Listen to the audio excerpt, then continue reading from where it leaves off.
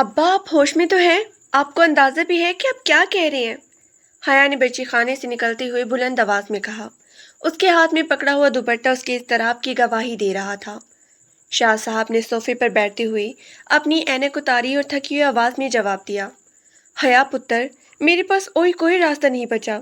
اگر یہ دشمنی ختم نہ ہوئی تو تیرے بھائیوں کی لاشیں گریں گی۔ کیا تو چاہتی ہے کہ میں اپنے بیٹوں کے جنازے اٹھاؤں؟ لیکن ابا، میری زندگی کا کیا؟ وہ لوگ دشمن ہیں ہمارے، وہ مجھے وہاں جینے دیں گے؟ حیا کے لہجے میں غصہ اور دکھ برابر کا تھا۔ فارس برا لڑکا نہیں ہے حیا، میں نے اس کے بارے میں پتہ کروایا ہے، وہ اپنے ماں باپ جیسا ضدی نہیں ہے۔ شاہ صاحب نے اسے سمجھانے کی کوشش کی۔ حیا نے ایک تلخ ہنسی۔ برا نہیں ہے ابا، وہ اس خاندان کا وارث ہے جس نے ہمارے چچا کو مارا تھا۔ آپ کیسے امید رکھ سکتے ہیں کہ میں وہاں جا کر خوش ہوں گی؟ اسی وقت حیا کا بڑا بھائی ذیشان کمرے میں داخل ہوا۔ اس کے چہرے پر خفگی کے آثار تھے۔ ابا سچ کہہ رہے ہیں حیا، پولیس اور عدالتیں کچھ نہیں کر رہی۔ اگر خان حویلی نے صلح کی یہ شرط رکھی ہے کہ تم ان کے گھر کی بہو بنو گی تو ہمیں یہ کڑوا گھونٹ بھرنا پڑے گا۔ حیا نے ذیشان کی طرف دیکھا۔ اس کی آنکھوں میں آنسو تیرنے لگے۔ بھائی، آپ بھی؟ آپ کو اپنی جان اتنی پیاری ہو گئی ہے کہ آپ نے اپنی بہن کا سودا کر دیا؟ سودا نہیں کیا حیا، تمہاری حفاظت کی ضمانت لی ہے ہم نے، ذیشان نے نظر چراتے ہوئے کہا۔ کیسے حفاظت؟ کسی کے گھر میں ونی بن کے جانا حفاظت کہلاتا ہے؟ حیا کی آواز اب پورے گھر میں گونج رہی تھی۔ میں جاؤں گی، ٹھیک ہے میں جاؤں گی، لیکن یاد رکھیے گا میں وہاں اپنی عزت نفس کا سودا کرنے نہیں جا رہی۔ اگر کسی نے مجھے جھکانے کی کوشش کی تو میں پیچھے نہیں ہٹوں گی۔ اگلے چند دن شاہ حویلی میں ماتم کا سما تھا۔ کوئی ڈھول دھماکہ نہیں، کوئی خوشی کا گیت نہیں۔ حیا خاموشی سے اپنا سامان پیک کر رہی تھی۔ اس کی چھوٹی بہن مریم اس کے پاس آ کر بیٹھ گئی۔ باجی، آپ کو ڈر نہیں لگ رہا؟ مریم نے دبی آواز میں پوچھا۔ حیا نے ایک سوٹ طے کرتے ہوئے کہا۔ ڈر کس بات کا مریم؟ جس نے مرنا ہوتا ہے وہ ایک بار مرتا ہے۔ میں تو روز ہی مر رہی ہوں، لیکن میں نے خود سے وعدہ کیا ہے کہ میں وہاں جا کے روں گی نہیں۔ سنا ہے فارس بہت ہی غصے والا ہے۔ مریم نے افواہوں کا ذکر کیا۔ ہونے تو غصے والا، انسان ہی ہے نا۔ اگر وہ تمیز سے بات کرے گا تو میں بھی کروں گی، ورنہ بھی اسے پتہ چل جائے گا کہ حیا شاہ کون ہے۔ حیا نے مضبوط لہجے میں کہا۔ نکاح کا دن بھی آ گیا۔ خان حویلی سے صرف چند مرد آئے تھے۔ فارس خود بھی آیا تھا۔ جب نکاح کے کاغذات حیا کے سامنے لائے گئے تو اس کا ہاتھ ایک لمحے کے لیے کانپا۔ اس نے کمرے کی کھڑکی سے باہر دیکھا جہاں اس کے بھائی سر جھکائے کھڑے تھے۔ اس نے گہرا سانس لیا اور دستخط کر دیے۔ رخصتی کے وقت جب وہ فارس کی گاڑی میں بیٹھی تو فارس نے اسے ایک نظر دیکھا۔ وہ سفید شلوار قمیض میں اور کالی واسکٹ میں ملبوس تھا۔ اس کے چہرے پر کوئی خاص تاثر نہیں تھا۔ پانی چاہیے؟ فارس نے خاموشی توڑتے ہوئے پوچھا۔ اس کی آواز توقع کے برعکس بہت ہی دھیمی اور سنجیدہ تھی۔ حیا نے سامنے دیکھتے ہوئے سرد مہری سے جواب دیا۔ جی نہیں شکریہ۔ دیکھیں حیا، مجھے پتہ ہے آپ اس رشتے سے خوش نہیں ہیں۔ فارس نے گاڑی سٹارٹ کرتے ہوئے کہا۔ خوشی؟ آپ کو لگتا ہے کہ میں دشمن کے گھر جا کے مٹھائیاں بانٹوں گی؟ حیا نے فوراً اسے ٹوکا۔ فارس کے لبوں پر ایک ہلکی سی مسکراہٹ آئی جو حیا کو مزید غصہ دلا گئی۔ میں نے دشمنی کی بات نہیں کی، میں صرف یہ کہہ رہا ہوں کہ آپ کی مرضی کے خلاف کچھ نہیں کروں گا۔ کہنا آسان ہے خان صاحب، حیا نے کھڑکی سے باہر دیکھتے ہوئے کہا۔ آپ کے گھر والے مجھے قبول کریں گے؟ وہ تو مجھے اپنے بھائی کے خون کا بدلہ سمجھیں گے۔ فارس نے اسٹیئرنگ پہ اپنی گرفت مضبوط کی۔ میرے گھر میں کیا ہوتا ہے اس کا فیصلہ میں کرتا ہوں۔ آپ میری بیوی بن کے جا رہی ہوں، کوئی مجرم نہیں۔ حیا خاموش رہی۔ اسے فارس کی باتوں پہ یقین نہیں آ رہا تھا۔ اسے لگا یہ سب بس اسے خاموش کروانے کے طریقے ہیں۔ جب گاڑی خان حویلی پہنچی تو وہاں کا ماحول بہت ہی بوجھل تھا۔ فارس کی ماں زہرا بیگم دروازے پہ کھڑی تھی۔ ان کے چہرے پر نفرت صاف نظر آ رہی تھی۔ آ گئی ہو دشمنوں کی بیٹی، زہرا بیگم نے حیا کے قدم رکھتے ہی کہا۔ یاد رکھنا یہاں تمہیں وہ عیش و آرام نہیں ملیں گے جو اپنے باپ کے گھر ملتے تھے۔ حیا نے رک کر سیدھا ان کی آنکھوں میں دیکھا۔ بیجی، میں یہاں عیش و آرام ڈھونڈنے نہیں آئی، میں یہاں صلح بن کے آئی ہوں۔ اگر آپ کو میری آنے سے تکلیف ہے تو آپ کو اپنے بیٹے سے شکایت کرنی چاہیے تھی، مجھ سے نہیں۔ زہرا بیگم دھنگ رہ گئی۔ انہیں امید تھی کہ لڑکی روئے گی یا معافیا مانگے گی، لیکن یہ تو آگے سے جواب دے رہی تھی۔ تمہاری زبان بہت چلتی ہے لڑکی، زہرا بیگم غصے سے چلائی۔ امی جان بس کریں، فارس نے مداخلت کی۔ اس نے حیا کا ہاتھ پکڑا جو حیا کے بالکل غیر متوقع تھا۔ حیا تھکی ہوئی ہے، انہیں ان کے کمرے میں جانے دیں، اور یاد رہے یہ اس گھر کی بہو ہے۔ فارس اسے لے کر سیڑھیاں چڑھنے لگا۔ حیا نے اپنے ہاتھ چھڑانے کی کوشش نہیں کی، لیکن اس کے ذہن میں ہزاروں سوالات گردش کر رہے تھے۔ کمرے میں داخل ہوتے ہی فارس نے دروازہ بند کیا۔ حیا ایک دم پیچھے ہٹی۔ اب آپ کیا چاہتی ہیں؟ اس نے دفاعی انداز میں پوچھا۔ فارس نے صوفے پہ اپنی واسکٹ اتاری اور سکون سے بیٹھ گیا۔ میں صرف یہ چاہتا ہوں کہ آپ آرام کریں۔ یہ کمرہ باپ کا بھی ہے۔ میں آپ کے ساتھ اس کمرے میں نہیں رہ سکتی، حیا نے صاف کہہ دیا۔ فارس نے اس کی طرف دیکھا۔ میں نے آپ سے زبردستی نہیں کی حیا، آپ صوفے پہ سو جائیں یا بیڈ پر، مجھے فرق نہیں پڑتا، لیکن لوگوں کے سامنے ہم میاں بیوی ہیں۔ میں نہیں چاہتا کہ میری ماں کو کوئی اور موقع ملے آپ کو تنگ کرنے کا۔ حیا نے اسے غور سے دیکھا۔ وہ سمجھ نہیں پا رہی تھی کہ یہ شخص اس کی مدد کر رہا ہے یا اسے کسی نئی جال میں پھنسا رہا ہے، لیکن ایک بات طے تھی، حیا نے اپنی دفاع کی دیواریں ابھی سے بلند کر لی تھی۔ اگلے چند گھنٹے حیا کے لیے زندگی کے طویل ترین گھنٹے تھے۔ وہ کمرے کے کونے میں رکھی کرسی پر بیٹھی رہی، جبکہ فارس دوسری طرف بیڈ پر لیٹا شاید سو چکا تھا یا سونے کی اداکاری کر رہا تھا۔ کمرے کی خاموشی حیا کو کاٹ رہی تھی۔ اسے بار بار بیجی کے وہ زہریلے الفاظ یاد آ رہے تھے۔ اگلی صبح جب سورج کی پہلی کرن کمرے میں آئی، حیا کی آنکھ کھلی۔ وہ کرسی پر بیٹھے بیٹھے ہی سو گئی تھی، جس کی وجہ سے اس کی گردن میں شدید درد ہو رہا تھا۔ اس نے دیکھا کہ فارس کمرے میں نہیں تھا۔ وہ جلدی سے اٹھی، اپنا حلیہ درست کیا اور سوچنے لگی کہ اب نیچے جانا چاہیے یا نہیں۔ اگر میں نیچے نہیں گئی تو وہ سمجھیں گے کہ میں ڈر گئی ہوں، اس نے خود سے کہا، اور ہمت جمع کر کے کمرے سے باہر نکل آئی۔ سیڑھیاں اترتے ہوئے اسے نیچے سے برتنوں کے ٹکرانے اور عورتوں کے ہنسنے کی آوازیں آ رہی تھی۔ جیسے ہی وہ لاؤنج میں پہنچی، سب خاموش ہو گئے۔ بیچی، ان کی دو بیٹیاں اور کچھ دو کھڑی ملازمیں، سب کی نظریں حیا پر تھیں۔ لو بھائی، ملکہ عالیہ تشریف لے آئیں۔ ہم تو سمجھے تھے دشمنوں کی بیٹی ہے، سورج ڈھلنے تک سوئے گی۔ بیجی نے چائے کا کپ میز پہ رکھتے ہوئے طنز کیا۔ حیا نے گہرا سانس لیا اور خاموشی سے کچن کی طرف بڑھنے لگی۔ اوئے لڑکی، ادھر آ۔ بیجی نے اسے روکا۔ کہاں جا رہی ہو؟ حیا مڑی اور بہت ہی سکون سے جواب دیا، کچن میں ناشتہ بنانے۔ ہمارے کچن کو ناپاک کرنے کی ضرورت نہیں ہے۔ تمہارا ناشتہ وہ کونے والی میز پہ پڑا ہے، جا کے کھا لو۔ ارم نے ایک سوکھی ہوئی روٹی اور سالن کی طرف اشارہ کیا جو شاید رات کا بچا ہوا تھا۔ حیا نے اس کی پلیٹ کی طرف دیکھا اور پھر بیجی کی طرف۔ اگر آپ مجھے اس گھر کی بہو نہیں مانتی تو مجھے بتا دیں، میں ابھی اپنے ابا کو فون کر کے کہتی ہوں کہ صلح کا یہ معاہدہ مجھے منظور نہیں۔ بیجی کے چہرے کا رنگ اڑ گیا۔ انہیں پتہ تھا کہ اگر صلح ٹوٹی تو شمشیر خان بہت ہی غصہ ہوں گے۔ تم ہمیں دھمکا رہی ہو؟ صبا نے چلا کر کہا۔ دھمکا نہیں رہی، اپنی جگہ بتا رہی ہوں۔ اگر میں یہاں ونی بن کر آئی ہوں تو یاد رکھیے گا کہ میری پشت پر شاہ خاندان کھڑا ہے، میں یہاں نوکرانی بن کر نہیں آئی۔ حیا نے دو ٹوک لہجے میں کہا اور خود کچن میں داخل ہو گئی۔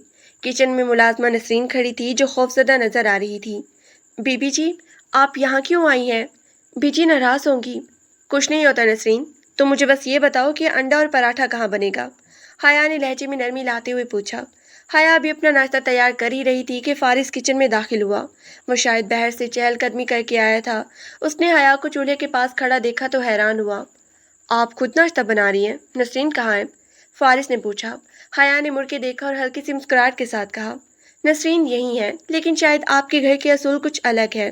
مجھے بتایا گیا کہ میرا ناشتہ اس کونے والی میز پر ہے جو شاید باسی تھا، اس لیے میں نے سوچا کہ میں خود ہی تازہ بنا لوں۔ فارس نے باہر لاؤنج میں بیٹھی اپنی ماں اور بہنوں کی طرف دیکھا جو اب کچن کے دروازے کی طرف ہی دیکھ رہی تھی۔ اس کا چہرہ سخت ہو گیا۔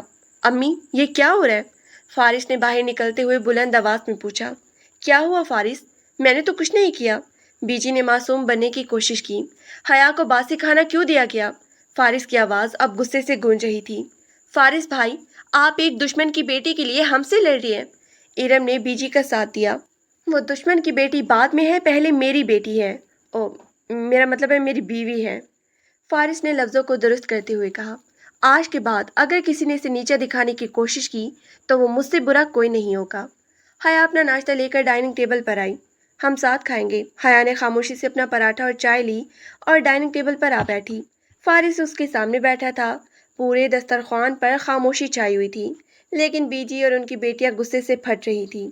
ناشتے کے بعد فارس اپنے کام پر چلا گیا۔ حیا نے سوچا کہ اب اس گھر کے کاموں میں ہاتھ بٹانا چاہیے تاکہ وقت کر سکے۔ وہ لاؤنج کی صفائی کرنے لگی تو صبا اس کے پاس آئی۔ بڑا ناز ہے نا تمہیں فارس بھائی پہ، دیکھ لینا یہ غصہ اور ہمدردی چند دنوں کی ہے، جیسے ہی ابا واپس آئیں گے تمہارا جینا حرام ہو جائے گا، صبا نے جل کے کہا۔ حیا نے جھاڑو ایک طرف رکھا اور صبا کے قریب آئی۔ صبا تم مجھ سے چھوٹی ہو اس لیے تمیز سکھا رہی ہوں، میں یہاں تمہارے بھائی کی زندگی برباد کرنے نہیں آئی۔ اگر تم لوگ مجھے عزت دو گے تو میں بھی دوں گی، لیکن اگر تم یہ سمجھتی ہو کہ میں تمہاری باتیں سن کے کمرے میں جا کے روں گی تو یہ تمہاری بھول ہے۔ اسی دوپہر شاہ حویلی سے حیا کے بھائی ذیشان کا فون آیا۔ حیا کا دل بھر آیا لیکن اس نے اپنی آواز کو سنبھالا۔ کیسی ہو حیا؟ وہ لوگ تنگ تو نہیں کر رہے؟ ذیشان کی آواز میں فکر تھی۔ نہیں بھائی، سب ٹھیک ہے، فارس بہت ہی اچھی ہے، وہ میرا خیال رکھتی ہے۔ حیا نے جھوٹ بولا۔ نہیں بھائی، سب ٹھیک ہے، فارس بہت ہی اچھے ہیں، وہ میرا خیال رکھتی ہیں۔ حیا نے جھوٹ بولا تاکہ اس کا بھائی پریشان نہ ہو۔ خدا کا شکر ہے، ابا بہت یاد کرتے ہیں تمہیں، ذیشان نے کہا۔ فون رکھنے کے بعد حیا کی آنکھ سے ایک آنسو ٹپکا۔ اسے احساس ہوا کہ وہ کتنی اکیلی ہو گئی ہے۔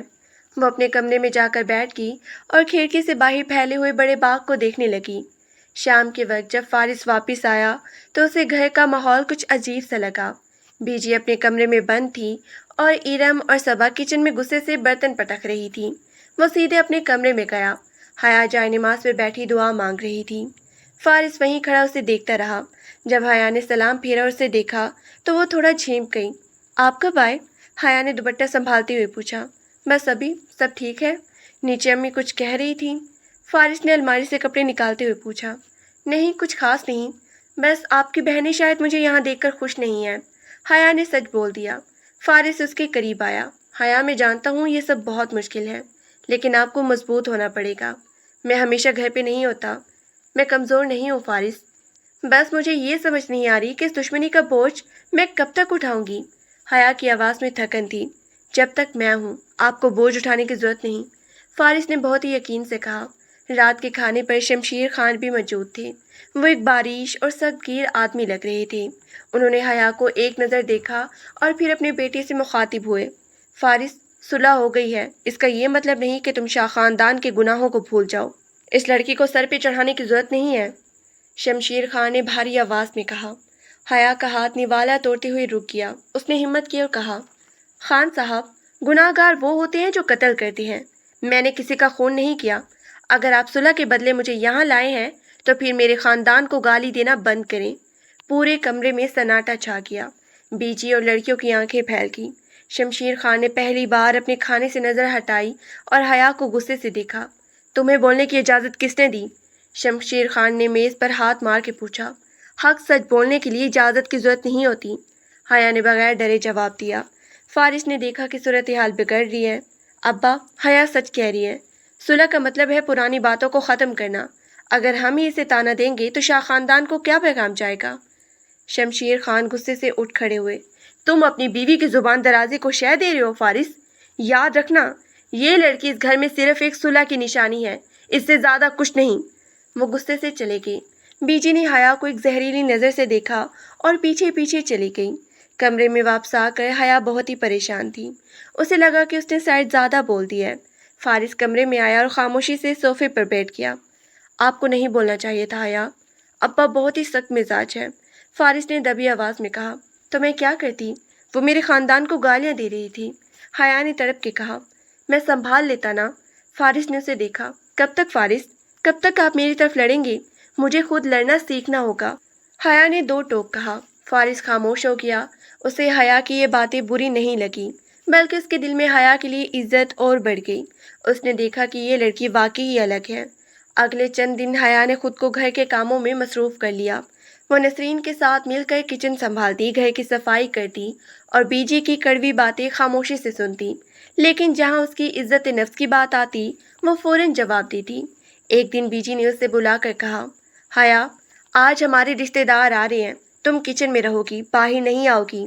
میں نہیں چاہتی کہ لوگوں کو پتہ چلے کہ شمشیر خان کی بہو ایک ونی ہے جس کا خاندان قاتل ہے۔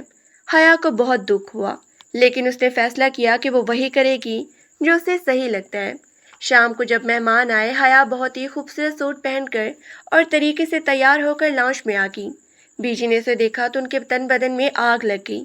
تم یہاں کیا کر رہی ہو؟ میں نے تمہیں کیا کہا تھا؟ انہوں نے دبی آواز میں غصے سے پوچھا۔ بیجی، مہمانوں کو یہ پتہ چلنا چاہیے کہ آپ کی بہو کوئی چھپانے والی چیز نہیں ہے، حیا نے مسکرا کے جواب دیا اور مہمانوں کو سلام کرنے لگی۔ مہمان حیا کی خوبصورتی اور اس کے بولنے کے انداز سے بہت ہی متاثر ہوئے۔ زہرا بیگم، آپ کی بہو تو بہت ہی سلجھی ہوئی ہے، ہمیں تو پتہ ہی نہیں چلا کہ شادی کب ہوئی، ایک خاتون نے کہا۔ بیجی زبردستی مسکراتی رہیں، لیکن ان کا دل چاہ رہا تھا کہ حیا کو وہیں مار دیں۔ فارس جب گھر آیا اور حیا کو مہمانوں کے درمیان اتنا باوقار طریقے سے بیٹھا دیکھا تو اس کا دل فخر سے بھر گیا۔ جب مہمان چلے گئے تو شمشیر خان نے حیا کو بلایا۔ تم نے آج میری بات مانی یا میری بیوی کی؟ شمشیر خان نے پوچھا۔ میں نے صرف وہ کیا جو ایک بہو کو کرنا چاہیے، حیا نے جواب دیا۔ شمشیر خان کچھ دیر خاموش رہے، پھر کہا، تمہاری ہمت کی داد دینی پڑے گی، لیکن یاد رکھنا اس گھر میں رہنا آسان نہیں ہوگا۔ میں نے کب کہا کہ میں آسان راستہ ڈھونڈ رہی ہوں؟ حیا نے جواب دیا اور وہاں سے چلی گئی۔ رات کو کمرے میں فارس نے حیا سے کہا، آج آپ نے کمال کر دیا، امی بہت ہی ناراض ہیں، لیکن مجھے خوشی ہوئی کہ آپ نے ہمت دکھائی۔ فارس، میں بس یہ چاہتی ہوں کہ مجھے ایک انسان سمجھا جائے، کوئی سودا نہیں۔ کیا یہ بہت بڑی خواہش ہے؟ حیا نے فارس کی آنکھوں میں دیکھ کر پوچھا۔ فارس نے اس کا ہاتھ تھاما۔ نہیں حیا، یہ آپ کا حق ہے، اور میں وعدہ کرتا ہوں کہ میں آپ کو وہ حق دلوا کے رہوں گا۔ حیا کو پہلی بار لگا کہ شاید اس گھر میں وہ اکیلی نہیں ہے۔ فارس کی صورت میں اسے ایک ایسا دوست مل گیا ہے جو اسے سمجھتا ہے، لیکن ابھی بہت سے امتحان باقی تھے۔ بیجی اور شمشیر خان کا غصہ، خاندانی دشمنی کی آگ، اور خود حیا کے اپنے خاندان کے راز۔ اگلی صبح حیا کو پتہ چلا کہ اس کے بھائی کی طبیعت خراب ہے اور وہ ہسپتال میں ہے۔ اس کا دل بیٹھ گیا۔ وہ فارس کے پاس گئی اور روتے ہوئے اسے بتایا، فارس، مجھے اپنے بھائی کے پاس جانا ہے، پلیز۔ وہ التجائی انداز میں بولی، لیکن ابا کبھی اجازت نہیں دیں گے حیا، ابھی صلح کے دن ہے، اگر آپ وہاں گئی تو لوگ باتیں کریں گے۔ فارس پریشان ہوا، مجھے لوگوں کی پرواہ نہیں، میرا بھائی ہسپتال میں ہے، حیا نے ضدی لہجے میں کہا۔ فارس نے کچھ سوچا اور کہا، ٹھیک ہے، میں آپ کو لے کر جاؤں گا، لیکن چھپ کر، ابا کو پتہ نہیں چلنا چاہیے۔ حیا نے فارس کا شکریہ ادا کیا اور وہ دونوں خاموشی سے گھر سے نکل گئے۔ ہسپتال پہنچ کر حیا اپنے بھائی کو دیکھ کر زور و قطار رونے لگی۔ ذیشان کو گولی لگی تھی جو کسی نامعلوم شخص نے چلائی تھی۔ بھائی، یہ کس نے کیا؟ حیا نے پوچھا۔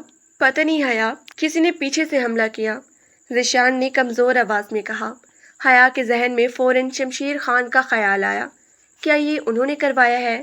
کیا صلح صرف ایک دکھاوا تھا؟ اس نے مڑ کے فارس کو دیکھا جو دور کھڑا ڈاکٹر سے بات کر رہا تھا۔ حیا کے دل میں شک کا بیج بویا جا چکا تھا۔ اگر فارس کے خاندان نے یہ کیا ہے تو وہ فارس کو کبھی معاف نہیں کر سکے گی۔ واپس آتے ہوئے حیا بالکل خاموش تھی۔ فارس نے محسوس کیا کہ کچھ بدلا ہوا ہے۔ حیا، آپ ٹھیک ہیں؟ ڈاکٹر نے کہا ہے کہ ذیشان خطرے سے باہر ہے، فارس نے تسلی دی۔ فارس، کیا آپ کے ابا نے یہ کروایا ہے؟ حیا نے براہ راست پوچھا۔ فارس نے گاڑی روک دی۔ آپ یہ کیا کہہ رہی ہیں؟ ابا ایسا کیوں کریں گے جب صلح ہو چکی ہے؟ کیونکہ وہ ہم سے نفرت کرتے ہیں، وہ صلح کے خلاف تھی۔ حیا کی آواز بلند ہوئی۔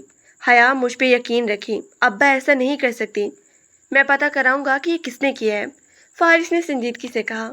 حیا نے کوئی جواب نہیں دیا، اسے اب کسی پہ یقین نہیں رہا تھا۔ جب وہ گھر پہنچے تو شمشیر خان لاؤنج میں کھڑے ان کا انتظار کر رہی تھی۔ ان کا چہرہ غصے سے سرخ تھا۔ کہاں گئی تھی تم دونوں؟ انہوں نے گرج کے پوچھا۔ فارس نے حیا کو اپنے پیچھے چھپایا اور کہا، ابا، حیا کا بھائی ہسپتال میں تھا، میں اسے وہاں لے کر گیا تھا۔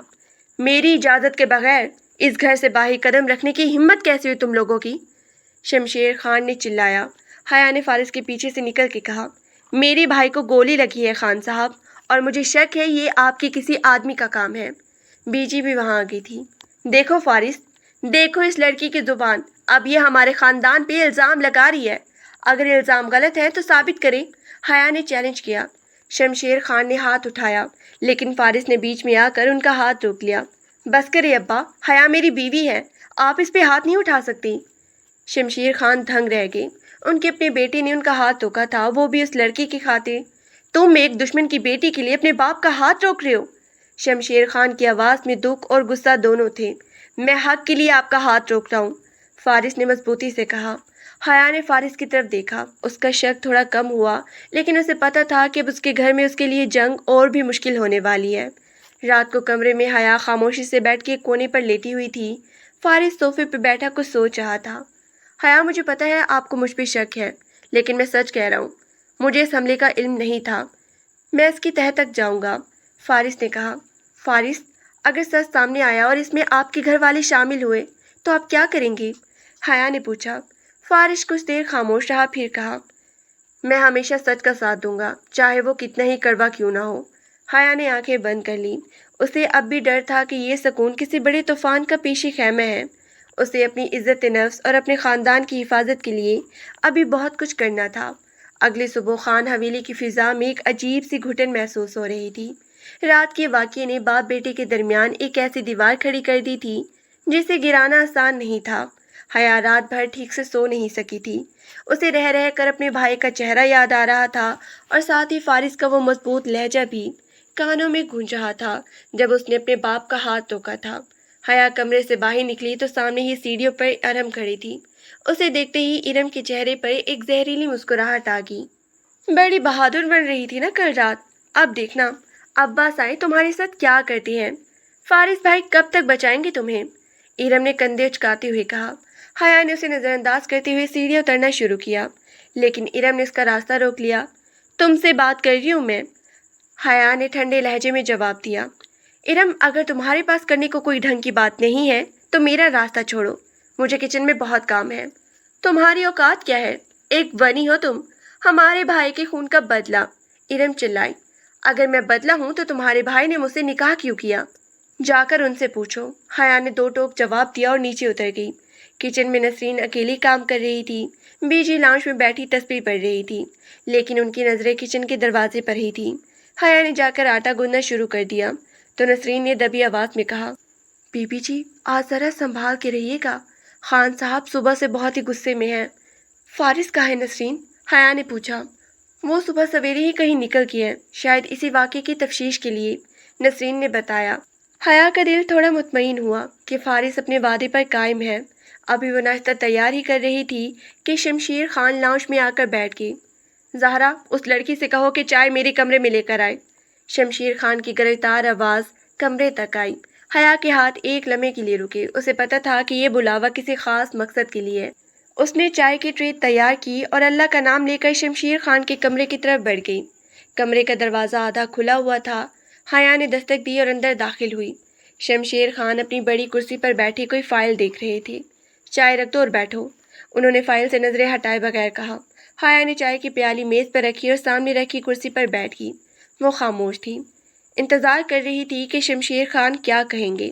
تمہارا بھائی ہسپتال میں ہے یہ سن کر دکھ ہوا، لیکن تمہارا یہ شک کہ میں نے یہ کروایا ہے میری توہین ہے، شمشیر خان نے چائے کا سپ لیتے ہوئے کہا۔ ان کا لہجہ رات کی طرح غصے والا نہیں بلکہ بہت ہی اسپاٹ تھا۔ خان صاحب، جب دشمنی اتنی پرانی ہو اور صلح زبردستی کی ہو تو شک کرنا میرا حق بنتا ہے، حیا نے بہت ہی باوقار طریقے سے جواب دیا۔ صلح زبردستی نہیں تھی، معاہدہ تھا، اور میں اپنے معاہدہ نہیں توڑتا، لیکن تمہارے بھائی پر حملہ جس نے بھی کیا ہے وہ چاہتا ہے کہ یہ صلح ٹوٹ جائے اور دوبارہ خون بہے، شمشیر خان نے حیا کی آنکھوں میں دیکھ کر کہا۔ حیا کو ان کی بات میں سچائی نظر آئی۔ اگر آپ نے نہیں کروایا تو پھر کون ہو سکتا ہے؟ وہی لوگ جو شاہ خاندان اور خان خاندانوں کو ہمیشہ لڑواتا ہوا دیکھنا چاہتا ہے۔ لیکن یاد رکھنا حیا، تم اب اس گھر کی عزت ہو، اگر تم باہر جا کر میرے خلاف کوئی بات کرو گی تو اس کا انجام اچھا نہیں ہوگا۔ انہوں نے ایک طرف سے وارننگ دی تھی۔ میں سچ کے علاوہ کچھ نہیں کہوں گی، حیا نے اٹھتے ہوئے کہا۔ جب وہ کمرے سے باہر نکلی تو سامنے فارس کھڑا تھا۔ اس کے چہرے پر تھکن کے آثار تھے، لیکن آنکھوں میں ایک نئی چمک تھی۔ حیا، مجھے کچھ پتہ چلا ہے، فارس نے اسے بازو سے پکڑ کے ایک طرف لے جاتے ہوئے کہا۔ کیا فارس، کیا وہ حملہ آپ کے کسی آدمی نے کیا تھا؟ حیا نے بے چینی سے پوچھا۔ نہیں، وہ حملہ شاہ حویلی کے ہی ایک پرانے ملازم قدیر نے کیا تھا، اسے کسی نے پیسے دیے تھے تاکہ وہ یہ سب کرے، فارس نے انکشاف کیا۔ حیا دھنگ رہ گئی۔ قدیر؟ لیکن وہ تو برسوں سے ہمارے ساتھ ہے، وہ ایسا کیوں کرے گا؟ اسی لیے کہ صلح ٹوٹ جائے۔ ابا نے ٹھیک کہا تھا، کوئی تیسرا فریق ہے جو اس دشمنی کو ختم نہیں ہونے دینا چاہتا۔ میں نے قدیر کو پکڑ لیا ہے، وہ ابھی میرے فارم ہاؤس پر قید ہے، فارس نے بتایا۔ کیا میں اسے مل سکتی ہوں؟ حیا نے پوچھا۔ ابھی نہیں حیا، ابھی گھر کا ماحول بہت گرم ہے، ابا کو پتہ چلا کہ میں نے خود تفتیش کی ہے تو وہ اسے اپنی توہین سمجھیں گے۔ آپ بس خاموش رہیں اور کسی کو کچھ نہ بتائیں، فارس نے اسے سمجھایا۔ اگلے 2 دن حیا کے لیے بہت ہی بھاری تھے۔ ایک طرف اس کے بھائی کی زندگی کا سوال تھا اور دوسری طرف سسرال میں بیجی اور نندھوں کے تانے۔ ارم اور صبا نے تو جیسے قسم کھا رکھی تھی کہ حیا کو ایک لمحے بھی چین سے نہیں بیٹھنے دیں گی۔ دوپہر کا وقت تھا، حیا اوپر اپنے کمرے کی صفائی کر رہی تھی کہ نیچے سے شور کی آوازیں آنے لگیں۔ وہ جلدی سے نیچے پہنچی تو دیکھا کہ بی جی نسرین پر چلا رہی تھی، تجھے کتنی بار کہا ہے کہ میری کمرے میں صفائی ٹھیک سے کیا کر، یہ گرد کہاں سے آئی؟ بی جی نے نسرین کا ہاتھ جھٹکتے ہوئے کہا۔ نسرین بیچاری رو رہی تھی۔ بی جی، وہ میں نے صفائی کی تھی، نسرین کا قصور نہیں ہے، حیا نے بیچ میں آ کر کہا۔ اچھا، تو اب تم صفائی بھی کرنے لگی ہو؟ بڑی نیکی کما رہی ہو، بی جی نے طنز کیا۔ جاؤ جا کر کچن سنبھالو، مہمان آنے والے ہیں۔ حیا خاموشی سے کچن چلی گئی۔ وہ جانتی تھی کہ بی جی اسے جتنا ذلیل کریں وہ ان کے برابر نہیں ہوں گی۔ وہ بڑے صبر سے کھانا تیار کرنے لگی۔ شام کو جب مہمان آئے تو حیا نے بہترین طریقے سے ان کی تواضع کی۔ اس بار بی جی نے اسے باہر آنے سے نہیں روکا تھا، شاید شمشیر خان کے ڈر سے، لیکن اس کا انداز اب بھی وہی تحقیر امیز تھا۔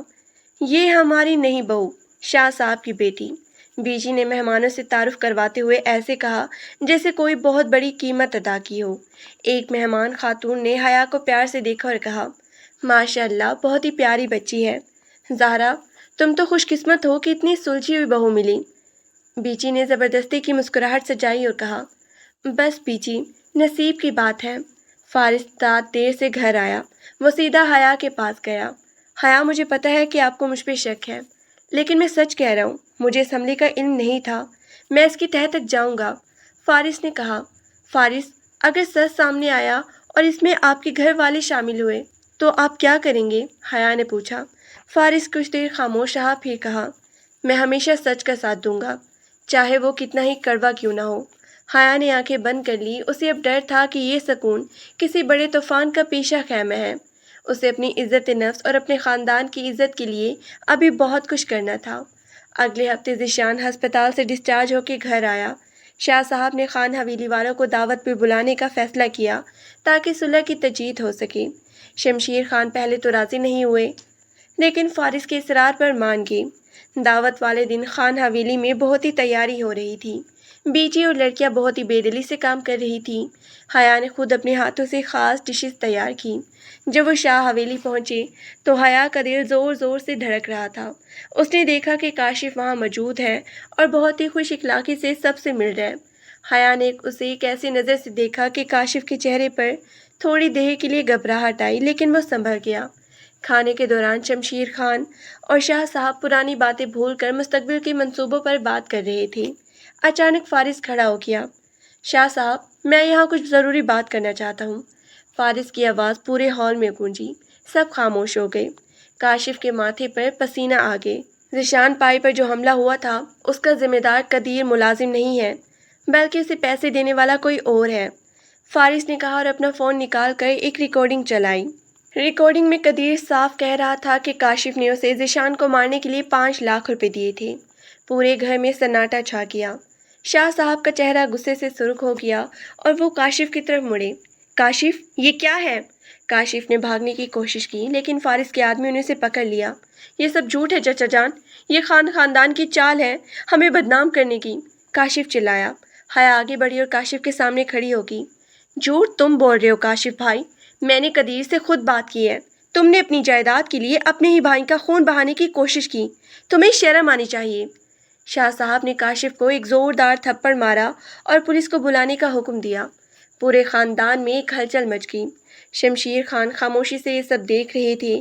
انہیں پہلی بار احساس ہوا کہ ان کا بیٹا کتنا سمجھدار اور انصاف پسند ہے۔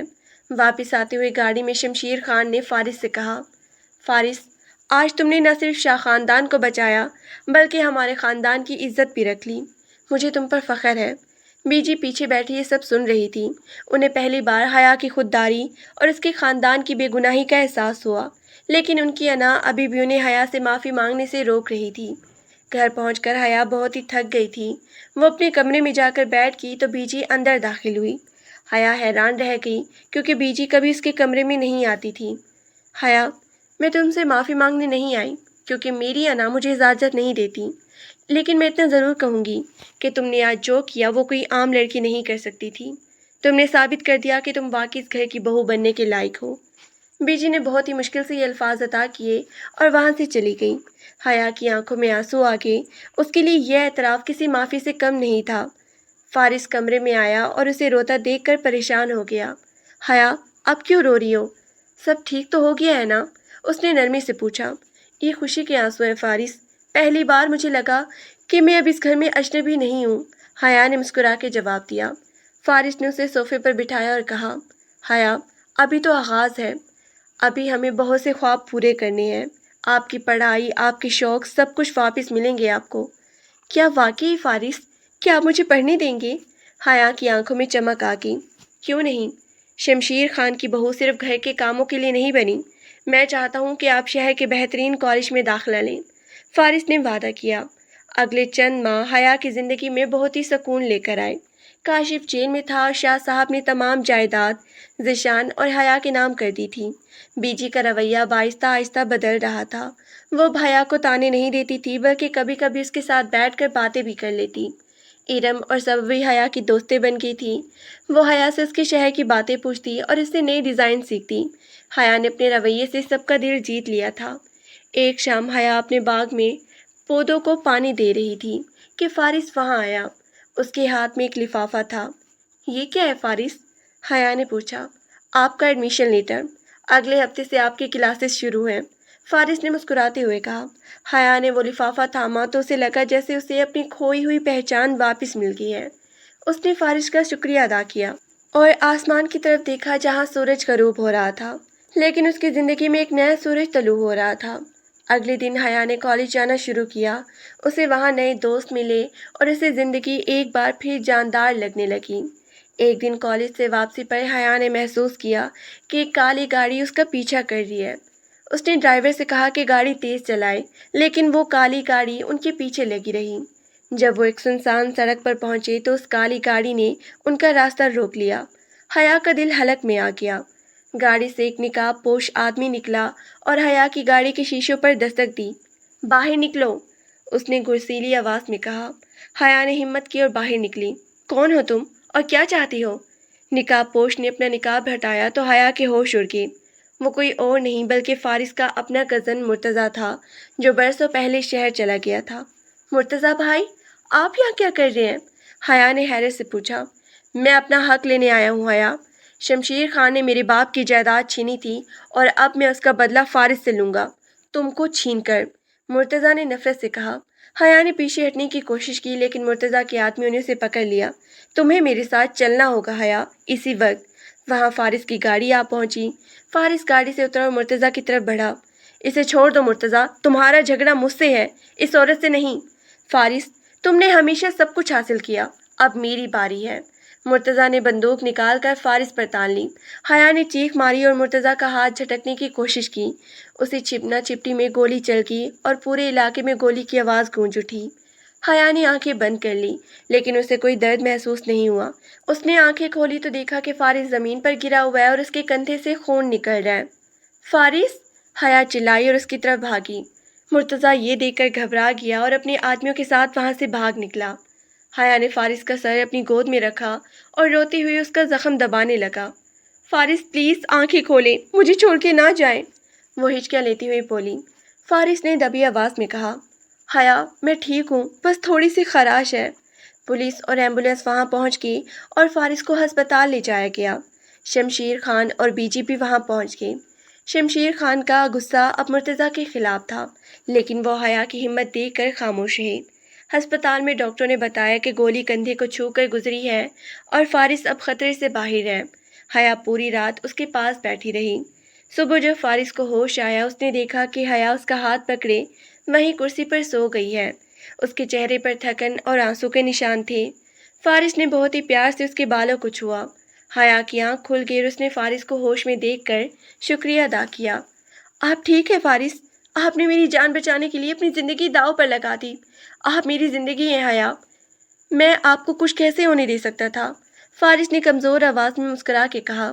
اس واقعے کے بعد مرتضیٰ کو بھی پکڑ لیا گیا اور شمشیر خان نے اعتراف کیا کہ ماضی میں ان سے کچھ غلطیاں ہوئی تھیں جن کی وجہ سے مرتضیٰ کا خاندان ان سے دور ہو گیا تھا۔ انہوں نے مرتضیٰ کے خاندان کو ان کا حق دینے کا فیصلہ کیا تاکہ یہ دشمنی ہمیشہ کے لیے ختم ہو جائے۔ کچھ مہینوں بعد خان حویلی میں ایک بار پھر خوشیوں کا سماں تھا۔ حیا کے کالج کا پہلا سال مکمل ہو چکا تھا اور اس نے ٹاپ کیا تھا۔ اسی خوشی میں ایک بڑی پارٹی دی گئی تھی۔ پارٹی میں شاہ صاحب اور ذیشان بھی آئے۔ ذیشان اب بالکل ٹھیک تھا اور اس نے اپنی پسند کی شادی کر لی تھی۔ حیا نے دیکھا کہ اب دونوں خاندانوں کے درمیان وہ پرانی نفرت ختم ہو چکی ہے۔ رات کو جب سب مہمان چلے گئے، حیا اور فارس چھت پہ کھڑے خاندانی چاندنی کو دیکھ رہے تھے۔ رات کو جب سب مہمان چلے گئے، حیا اور فارس چھت پہ کھڑے چاندنی رات کا لطف لے رہی تھی۔ فارس، کبھی کبھی مجھے لگتا ہے کہ یہ سب ایک خواب ہے، حیا نے فارس کے کندھے پہ سر رکھتے ہوئے کہا۔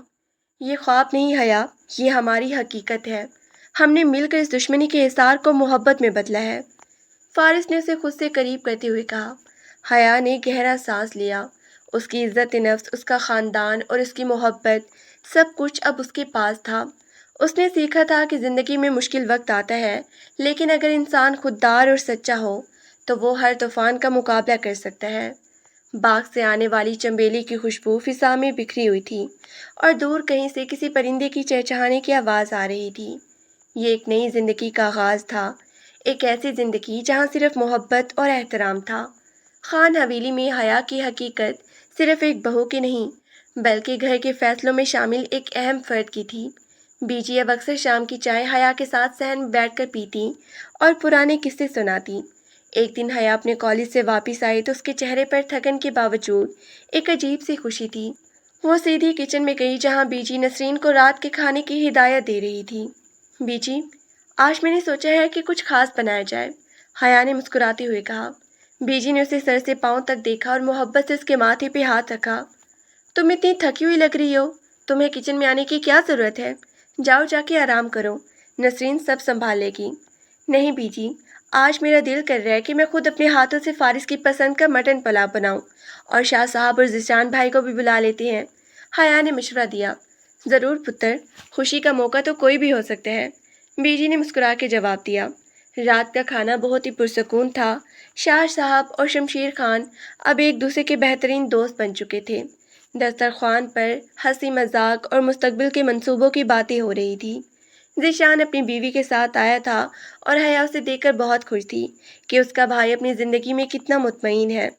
فارس بار بار حیا کی طرف دیکھ رہا تھا، جو آج کچھ زیادہ ہی خاموش اور شرمیلی لگ رہی تھی۔ جب سب مہمان چلے گئے اور حیا کمرے میں آئی تو اس نے دیکھا کہ فارس کھڑکی کے پاس کھڑا باہر چاند کو دیکھ رہا ہے۔ حیا اس کے قریب گئی اور آہستہ سے اس کے بازو پہ ہاتھ رکھا۔ فارس، آپ کیا سوچ رہے ہیں؟ فارس مڑا اور حیا کا ہاتھ تھام لیا۔ میں سوچ رہا تھا کہ حیا، زندگی کتنی عجیب ہے۔ ایک وقت تھا جب ہم ایک دوسرے کا نام سننا نہیں چاہتے تھے اور آج میں آپ کے بغیر ایک لمحہ گزارنے کا تصور بھی نہیں کر سکتا۔ حیا کی نظریں جھک گئیں۔ یہ سب آپ کی محبت اور صبر کا نتیجہ ہے فارس۔ اگر آپ میرا ساتھ نہ دیتے تو شاید میں اس گھر میں کبھی اپنی جگہ نہ بنا پاتی۔ آپ نے اپنی جگہ خود بنائی ہے حیا۔ آپ کی خودداری اور آپ کی سچائی نے سب کا دل جیتا ہے، فارس نے اسے خود سے قریب کرتے ہوئے کہا۔ حیا نے گہرا سانس لیا اور اپنی ہمت جمع کی۔ فارس، مجھے آپ کو کچھ بتانا ہے۔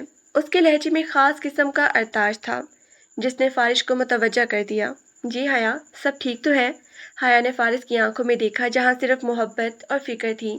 اس نے فارس کا ہاتھ اپنے پیٹ پہ رکھا اور دبی آواز میں مگر مکمل یقین کے ساتھ کہا، فارس، ہمارے درمیان اس دشمنی کی حصار کی آخری دیوار بھی گر گئی ہے۔